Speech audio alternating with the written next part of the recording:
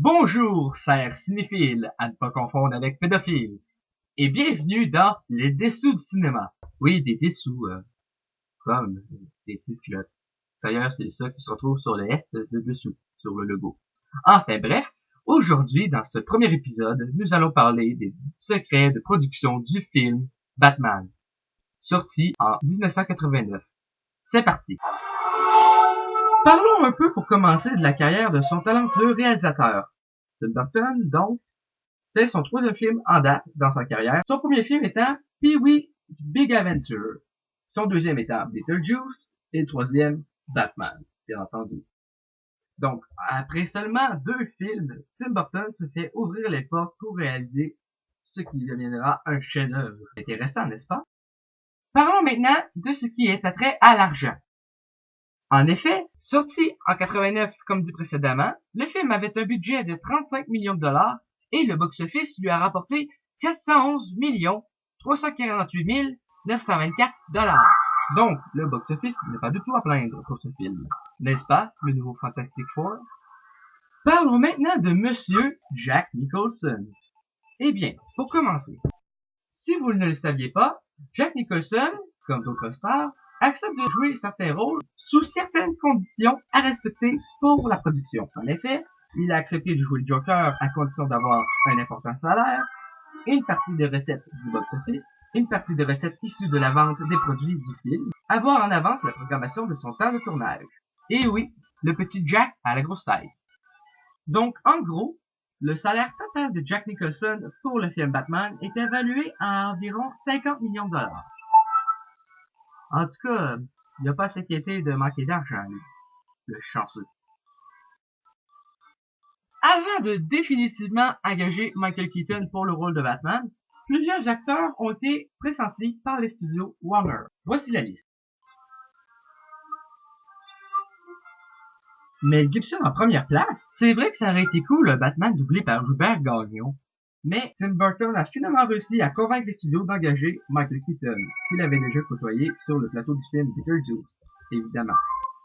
Parmi les personnes ayant auditionné pour le rôle du Joker, voici la liste. Tim Curry, Willem Dafoe, David Bowie, John Lithgow, James Woods et Robin Williams. Il est à noter que Robin Williams a essayé à plusieurs reprises de jouer dans un film Batman, mais n'a jamais réussi. Et il n'en aura jamais l'occasion puisqu'il est décédé l'an dernier. Repose en paix, Robin Williams. Repose en paix. 1 an aujourd'hui même.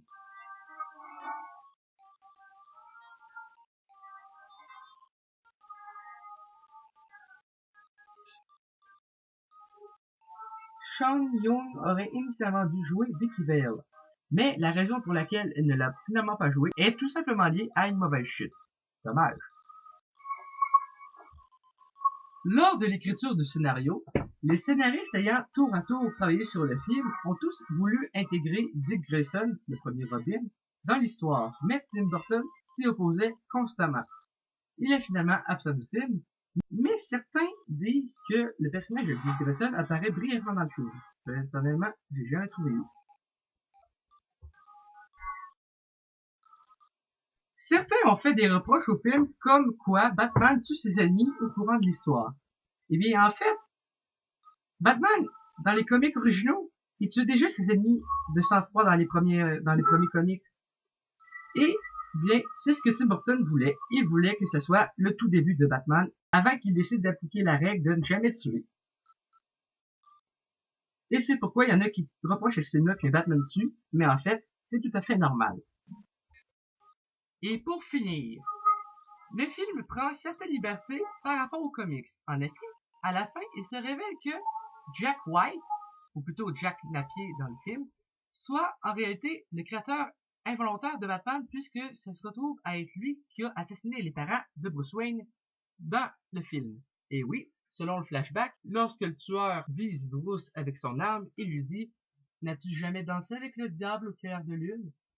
Et le Joker lui dit la même chose vers la fin du film. Et oui, ils ont pris la liberté d'inclure le Joker comme étant le créateur de Batman. Eh bien, c'est tout. Je vous remercie beaucoup d'avoir regardé ce premier épisode de Les Déçus du cinéma. J'espère que ça vous a plu. Je tiens à préciser que cette émission est inspirée de Le Fond de l'affaire qui, lui, traite des secrets de développement de jeux vidéo. Eh bien, j'ai décidé de reprendre le concept pour parler des productions de films. Et oui, c'est un truc qui me passionne et je tombe souvent sur les nerfs de mes amis en leur racontant plein. Donc, j'ai décidé de faire quelque chose avec ça pour les passionnés de cinéma. Alors, merci encore d'avoir regardé ce premier épisode et je vous dis à bientôt.